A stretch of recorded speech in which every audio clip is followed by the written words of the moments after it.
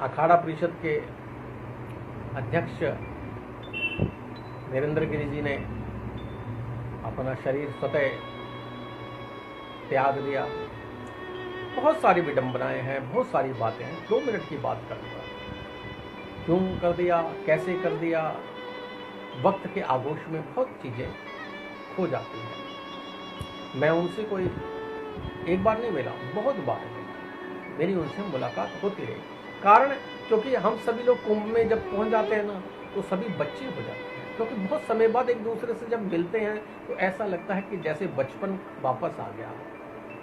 कुंभ एक ऐसा पर्व है। इस पर्व में हम अलग अलग प्रकार के लोगों से मिलते हैं, महात्माओं से मिलते हैं। कोई दक्षिण से आता है, कोई महाराष्ट्र से, अलग अलग जगह के महात्माओं से मिलना। और सबसे बड़ी बात यह है कि कहते हैं ना कि सभी एक ही रंग में रंगे हुए व्यक्ति जब चारों ओर दिखाई देते हैं तो कोई ऐसा लगता ही नहीं कि कोई गैर है। और महात्मा और संतों के लिए तो गैर कोई है ही नहीं, ये शब्द ही नहीं आता गैर होता। सभी सामान्य हैं, सभी अपने हैं। नरेंद्र गिरि जी से भी मैं बहुत बार मिला 2013 में। उनके मंदिर से जो पंडित थे वो मेरे बहुत जानने वाले हो गए थे। मैं थोड़ा पड़ोस में था ना मेरा। असल में क्या था कि मेरा जो पंडाल था 2013 में वो शहर से लगता हुआ था। सब्जी मंडी बिल्कुल साथ में लगती थी, यानी कि सबसे पहले अगर कोई पंडाल पड़ता था तो हमारा पड़ता था, जिसकी वजह से सभी लोग मिलते भी थे। अब होता क्या था, सभी लोग आते थे तो वो लोग वहां से बड़े हनुमान जी से प्रसाद भी लेकर आते थे। तो इसी तरह से नरेंद्र गिरि जी से भी मुलाकात होती थी। कभी शंकराचार्य जी के यहाँ हम जाते थे तो वहाँ पर वो भी मिल जाते थे। इसके अलावा ऐसी सभाएं होती थी, जैसे बहुत सारी ऐसी सभाएं होती थी जहाँ पर मुलाकात होती थी। अखाड़े की मीटिंग वगैरह होने लग गई या कोई चीज़ हो गई तो वहाँ पर भी मुलाकात। वैसे भी हम महात्मा एक दूसरे से मिलने भी जाया करते थे। तो नरेंद्र गिरि जी का जो स्वभाव था वो थोड़ा सा बिल्कुल अलग हटके था, बच्चों जैसा भी था। मतलब कि एक पल में गुस्सा आ जाता था और फिर थोड़ी देर में वो मुस्कुरा भी देते थे। परंतु ऐसा नहीं कि हमारे साथ अपने शिष्यों को कई बार वो डांट देते थे, पर गुस्सा किस चीज़ पे आता था, गलत बातों पर। ऐसा व्यक्ति अगर आत्महत्या करता है तो ये थोड़ा सा चिंता का विषय है। हाँ, एक बात और, मैंने उस समय भी उनके लिखे हुए, जैसे वो प्रेस विज्ञप्ति वगैरह करते थे, मैंने भी उनका भी इंटरव्यू लिया। क्योंकि मैं भी एक पत्रकार था तो एकदम मजे में मैंने भी उनका इंटरव्यू ले लिया किसी विषय पर। अखाड़े में बातें चल रही थी, मैंने भी माइक लगा दिया कि चलिए एक इंटरव्यू ले लेते हैं। बड़े खुश हुए, कह रहे ये तो बहुत अच्छी बात है। हमने इंटरव्यू लिया, उनसे बात की, बड़ा मन प्रसन्न हुआ। परंतु उनकी जो राइटिंग ये बताती थी, जो लिखने का तरीका ये बताता था कि उनको जो है सही मायने में जो हमारी आजकल की एजुकेशन है उसमें थोड़ा सा वो वीक लगते थे। कई बार उनके जो हस्ताक्षर थे ना हिंदी के, मैं भी हिंदी में साइन करता हूँ, हिंदी मुझे प्रिय। ऐसा नहीं कि हिंदी पढ़ने वालों को अनपढ़ कहा जाए। अब समस्या ये आती है कि मैंने उनको देखा लिखते हुए, बड़ा देर से लिखते थे, थोड़ा रुक रुक कर लिखते थे। और ऐसा व्यक्ति अपने मरने से पहले पूरा एक लेटर लिख के चला जाता है कि जी मैं आत्महत्या करूँ, ये थोड़ा सा सोचने का विषय बनता है एक पत्रकार होने की वजह से। कि जो व्यक्ति एक प्रेस व्यक्ति को भी दूसरों से लिखवाता हो, साइन करने में भी थोड़ा सा समय लगता हो, और ऐसा व्यक्ति 3-4 पन्ने का लेख लिख कर जाए, जैसे बहुत बड़ा कोई पत्रकार राइटर हो या कोई अध्यात्म में प्रवचन करता। क्योंकि स्वामी जी कोई प्रवचन नहीं करते थे, बहुत मस्त रहते थे, अखाड़ों के कामों में उन्हें फुर्सत नहीं मिलती थी। गुस्सा अगर आ गया तो एकदम टाइट हो जाते थे। वो कोई गलत बात दिखती थी उसके लिए अड़ जाते थे, ठीक है ना। उनके दौरान भी अड़ गए थे, कई बार अधिकारियों से अड़ जाते थे। परंतु ऐसा व्यक्ति 4 पन्ने का लेटर आत्महत्या का लिख कर जाता है, ये थोड़ा सा सोचने का विषय है। इस पर थोड़ा सा सोचना चाहिए, गंभीरता से सोचना चाहिए कि ऐसा कैसे हो। दूसरा, एक बात और आती है, बाघंबरी में उन्होंने आत्महत्या की, ठीक है। और ये सभी को पता है कि वो पिछले कुछ समय से तनाव में चल रहे थे, सभी जानते हैं। जो आसपास रहने वाले इलाहाबाद के और भी महात्मा हैं जो संपर्क में आते हैं, बातें करते हैं, वो तनाव में थे। किस बात को तनाव था उन्होंने कभी किसी से नहीं कहा।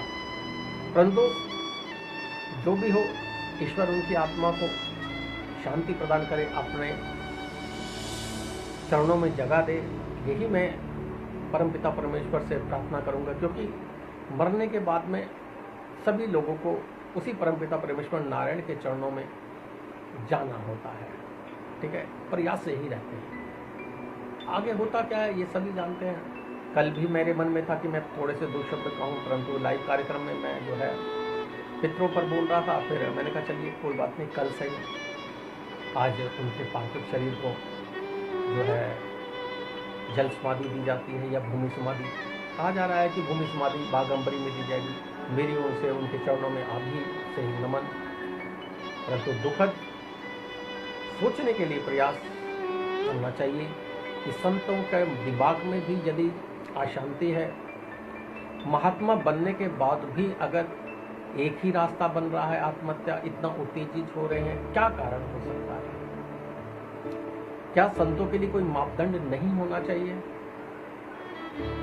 क्या संतों का अधिक सामाजिक परिवेश में रहना ये परेशानी का सबब नहीं है? बहुत सारी ऐसी बातें हैं जिस पर विचार करना चाहिए। बहुत सारी ऐसी बातें हैं, क्या कारण हो सकता है? एक और हम कहते हैं कि हम लोग समाज का एक मापदंड बनाए, परंतु क्या संतों का मापदंड नहीं होना चाहिए कि संतों को क्या करना चाहिए, उनका दायरा क्या होना चाहिए, कितना समय उनको कहाँ बिताना होगा, कितना उनको समय कहाँ बिताना, ये सारा एक मापदंड होना चाहिए। और दूसरी बात कि संतों को भी, जैसे मैंने बताया ना कि महात्मा जी थोड़ा सा पढ़ाई के मामले में मुझे थोड़ा सा कमजोर लगते थे, तो ऐसे में उच्च पद पर तो बैठे, अच्छी बात है, सभी को इसका अधिकार है, जरूरी नहीं है कि लिखना जरूरी आना चाहिए, परंतु ये जरूर होना चाहिए कि आदिगुरु शंकराचार्य ने बटुकों के बारे में विचार किया, ब्राह्मणों के बारे में विचार किया। उन्होंने कहा कि शिक्षित होना सर्वोपरि है, परंतु आज के टाइम पे अखाड़ों में हम देखें तो अनपढ़ महात्माओं की संख्या बढ़ती जाती है। तो क्या हमारे अखाड़ों को, हमारे जितने भी महामंडलेश्वर हैं, केवल इनका काम चांदी की कुर्सी पर बैठना होना चाहिए? क्या इनका काम ये नहीं होना चाहिए कि जो अनपढ़ महात्मा है इनके लिए पढ़ाई का भी इंतजाम होना चाहिए? कुछ समय अगर जब मान लीजिए कुंभ के दौरान 3 महीने वह अखाड़ों के साथ में जुड़े हुए हैं, तो क्या वहाँ पर उनको शिक्षा नहीं दी जा सकती? क्या गुरुकुलों का निर्माण नहीं हो सकता? हर बड़े मंदिर को चाहिए कि वह गुरुकुलों का निर्माण करे, ताकि आने वाले समय में, देखिए, ग्रस्त कहीं से कहीं तक भी शास्त्रार्थ नहीं करता, धर्म पर कटाक्ष होने पर वह मौन हो जाता है। ब्राह्मण शास्त्रार्थ कर लेता है, परंतु शास्त्रार्थ करने का सही मायने में ब्राह्मणों के साथ में संतों का भी अधिकार होना चाहिए, एक मापदंड होना चाहिए। चाहे वह थानापति हो, चाहे वह अखाड़े का अध्यक्ष हो, चाहे वह महामंडलेश्वर हो, यदि हमारे धर्म पर कोई कटाक्ष कर रहा है तो उस पर उसे भी पूरी जानकारी होनी चाहिए। मैं बहुत सारे ऐसे संत हैं जिन पर मेरी निगाह है और मैं जानता भी हूँ और क्वेश्चन भी करता हूँ। स्वामी श्री जो है अभी मुक्तेश्वरानंद जी को मैंने देखा, निरंतर किताबों में व्यस्त रहते हैं, नए नए विषयों पर वो चर्चा करते हैं और लोगों के प्रश्नों का जवाब देते हैं। ये कार्य महात्माओं को करना होगा, उनके प्रश्नों का जवाब देना होगा और समाज की जो बिगड़ती हुई स्थिति के लिए संतों को सबसे पहले आगे आना होगा। जब तक वे आगे नहीं आएंगे तब तक इस समाज का जो विघटन हो रहा है, जो दुष्परिणाम हो रहा है और जो सेक्युलर वाद बढ़ता जा रहा है, ये धीरे धीरे हमारे संत समाज के द्वारा ही ठीक किया जा सकता है, अन्यथा पूरी तरह से ये नाश हो जाएगा। अब समाज में जिस प्रकार से प्रत्येक अंग में पढ़े लिखे व्यक्ति की जरूरत है ना, इसी प्रकार अखाड़ों में भी पढ़े लिखे व्यक्तियों का स्थान होना चाहिए। और देखिए, महात्माओं को पद का लोभ अगर आने लग गया और बड़ी संपत्ति का मोह होने लग गया तो उनका महात्मा बनना बेकार है। महात्माओं में उल्टा होना चाहिए। यदि आप ग्रस्त छोड़कर महात्मा बन रहे हैं, यदि ग्रस्त में रहते हुए भी महात्मा है और फिर भी आपकी जीभ लपलपा रही है और लंबी चांदी की कुर्सी और लंबी गाड़ियों और एसी के बिना आपका गुजारा नहीं हो रहा, तो इसका मतलब आप महात्मा नहीं बन रहे, आप साधु नहीं बन रहे, आप स्वादु बन रहे हैं। आप सही मायने में उस तार को, ये जितने भी अब मोह में फंस रहे, सीधी सी बात है, छोटी सी बात कहेंगे, लंबी बात नहीं करूंगा, खत्म करने वाला हूं। अब क्या है कि ऐसे में क्या फिर महात्माओं के साथ क्या हो रहा है? आपने तारकोल देखा होगा या आपने देखा होगा कई बार जो छोटे बच्चे होते हैं ना, वो क्या करते हैं, पेन पकड़ देते हैं, पेन पकड़ते पकड़ते घर में खेलते खेलते माता की रसोई में चले जाते हैं। वहां क्या करते हैं, उस प्लास्टिक को अग्नि में घुसेड़ देते हैं। आदत है ना बच्चों की, कुछ भी उल्टा करना है। अब वो क्या होता है, जब वो टपकता है, उसकी एक बूंद जब बच्चे की उंगली पर गिर जाती है तो वो चिल्लाता भागता है ना, चिल्लाता हुआ। क्या होता है, फिर वो माँ के पास भागता है, बाप के पास रोता है, और जब वो माँ उस प्लास्टिक के टुकड़े को उसके हाथ से हटाने का प्रयास करती है तो क्या होता है, उसकी खाल भी ऊपर जाती है। तो यही संतों के साथ हो रहा है। ये जो मोह माया है ना, जिसके दुनिया की हटाने के चक्कर में अपने ऊपर हम लोग डालना आरंभ हो गए। मैं दूसरों की बात नहीं करूंगा, मैं अपनी ही बात करूंगा। मैं दूसरे की कमियां निकालने का प्रयास नहीं कर रहा हूं, मैं अपनी कमियां मैं कह रहा हूं कि अगर भगवा वस्त्र धारण करके तुम्हारे मन में लोलुपता बढ़ रही है, तुम्हारे मन में वासना बढ़ रही है, तुम्हारे मन में दूसरे की संपत्ति को हड़पने का प्रयास बढ़ रहा है, तो तुम महात्मा नहीं हो सकते, तुम साधु नहीं हो सकते, तुम स्वादु हो। तो तुम्हारा क्या हाल होगा? आज हमारा धर्म कहां जा रहा है? हर चौथा व्यक्ति इस बात का कटाक्ष करता है।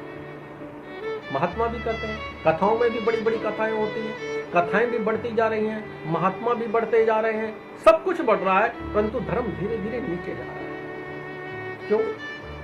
इस पर विचार होना चाहिए। मेरी जो सोच है, मैं आदिगुरु शंकराचार्य के उन वादों की बात करना चाहता हूँ। मैं स्वामी श्री से मेरा कार्यक्रम वो भी देखते हैं, मैं उनसे भी प्रयास करूंगा इस कार्यक्रम को अगर देख लेते हैं, रिकॉर्डिंग को भी देख लेते हैं, वो सारी चीजों को देख रहे हैं, तो मैं आपसे भी प्रयास करूंगा कि आपको चाहिए, क्योंकि आपके पास में दंड है, आपके पास में संपन्नता है, आपके पास संत समाज की एक रीढ़ है, आप चाहें तो एक मापदंड होना चाहिए। क्या केवल आदिगुरु शंकराचार्य ने ये सबका ठेका ले रखा था?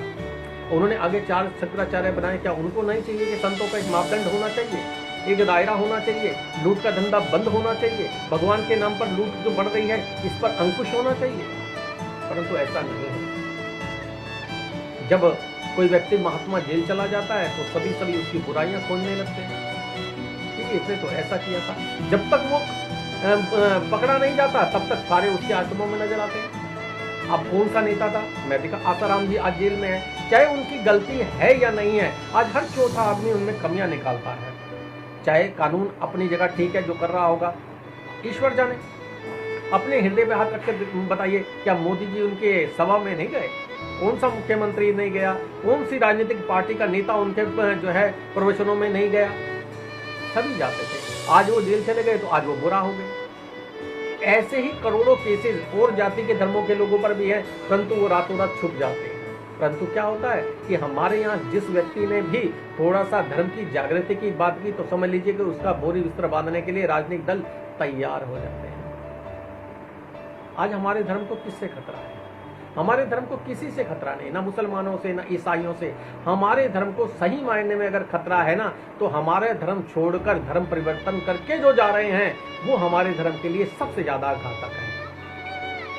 तो संतों को चाहिए प्रयास जारी रखना। देखिए, अलग झोली पलक खा जाना, भूख लगे तो मांग के खाना। आज मेरा पता नहीं कहाँ से मन थोड़ा उच्चाट हो रहा था, आज कोई भावनाएं ऐसी जागृत हो गई। हो सकता है मैं भी गलत हूँ और मैं भी गलत के दायरे में हूँ, निश्चित है, कोई इसमें कोई बड़ी बात नहीं है, हो सकता है। परंतु मैं जो शब्दों का प्रयोग कर रहा हूँ वे थोड़े कटु हो सकते हैं, परंतु सही मायने में संसार का और इस जगत का मापदंड यही है। हर व्यक्ति आज इस बात को चिंतित है, हर संत महात्मा इस बात को चिंतित है। पिछले कुछ समय में आप कर देखेंगे तो महात्माओं के फांसी लगाने के केसेस काफी होते जाते हैं। ये कोई पहला केस नहीं है, कोई पहली बार नरेंद्र गिरी जी ने आत्महत्या नहीं की है। ऐसे कई नरेंद्र गिरी रहे हैं जिन्होंने किसी न किसी कारण समाज की किसी परेशानी की वजह से या उनको ब्लैकमेल करने के नाम पर जो षड्यंत्र रचा गया, जैसे कि उनके पत्र में भी लिखा गया कि मुझे ब्लैकमेल करने का प्रयास किया जाएगा और मैं इससे अच्छा है तो मैं अब मैंने जो है शान से जिया हूँ तो मैं शान से मरूँ, जो भी हो। अब इसके पीछे सत्य क्या है क्या नहीं है, परंतु मैं एक बात जानता हूँ कि सही मायने में जो भी व्यक्ति इस धर्म को उठाने का प्रयास करता है उसे किसी न किसी रूप से राजनीतिक तौर पर कह लीजिए, चाहे ये कह लीजिए किसी न किसी उसी कमी को पकड़कर और किसी बात को लेकर उसको प्रपंच में फंसाने की तैयारी की जाती है। यही चल रहा है और ये इसके पीछे एक बहुत बड़ा मेथड है, इसके पीछे बहुत बड़ा षड्यंत्र चल रहा है और ये षड्यंत्र भारत से नहीं चल रहा, भारत के बाहर से भी चल रहा है। आसाराम ने थोड़ा सा बोलना शुरू किया तो देख लीजिए, ऐसे बहुत सारे संत हैं जिन्होंने बोलना शुरू किया, उन्हें धीरे धीरे अंदर कर दिया गया। अब सोचने वाली बात है कि जी आसाराम पर जो आरोप लगाए गए, एक 70 साल या 80 साल के व्यक्ति पर जो भी हो, अब कितनी उसमें सच्चाई है क्या नहीं है, परंतु देखिए हर चौथे आदमी को 4-5 दिन में बड़े बड़े, संजय दत्त को थोड़े दिनों में जिसके पास AK-47 मिली उस तक को जमानत मिल जाती है, परंतु आसाराम जी को आज तक जमानत नहीं मिली क्योंकि वो संत थे, हिंदू। भले उन्होंने कोई अपराध किया हो परंतु उनको जमानत तो मिल सकती थी। आज कितने साल हो गए वो जेल में सड़ रहा हो व्यक्ति।